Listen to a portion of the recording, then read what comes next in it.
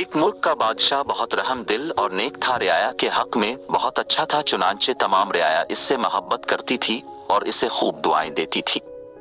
इसी मुल्क के एक दूरदराज गांव में एक किसान रहता था जिसकी ये ख्वाहिश थी कि अपने नेक दिल बादशाह की जियारत की जाए और उसे कोई तोहफा दिया जाए।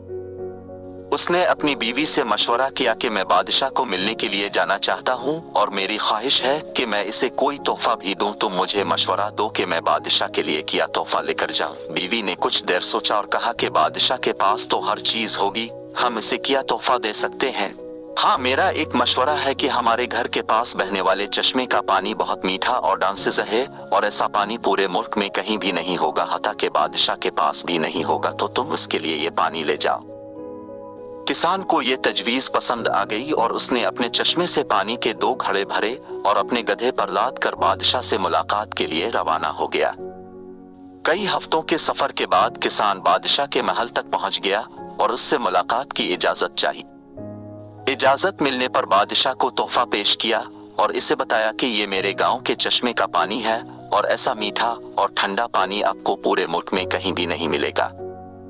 बादशाह के इशारे पर वजीर ने घड़े का ढक्कन उठाया तो कई हफ्तों के सफर की वजह से पानी में बदबू पैदा हो गई थी। वजीर ने बादशाह की तरफ देखा तो बादशाह ने इसे खामोश रहने का इशारा किया और आवाज बुलंद कहा कि हम इस तोहफे से बहुत खुश हुए और खजांची को हुक्म दिया कि इस किसान के घड़ों को सोने से भर दिया जाए। किसान बहुत खुश हुआ।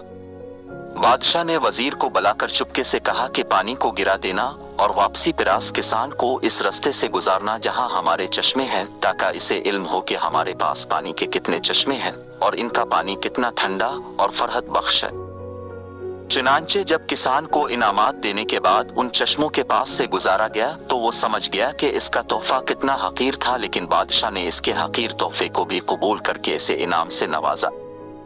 इसके दिल में बादशाह के लिए मोहब्बत और अकीदत और बढ़ गई। तो दोस्तों, हमारी इबादत का भी यही हाल है। हम जो टूटी फूटी इबादत करते हैं तो हम उसे बहुत अच्छी समझते हैं और अपने मालिक के हुजूर पेश करते हैं। इन इबादत की हकीकत मालूम होने के बावजूद वो मालिक अलमिक न सिर्फ उन इबादत को कबूल करता है बल्कि इनाम के तौर पर बेशबहा नेमतों से भी नवाजता है, हालांकि इसे हमारी इबादतों की जरूरत नहीं है। खालिक कायनात की इबादत के लिए तो उसके लाखों करोड़ों फरिश्ते ही काफी हैं।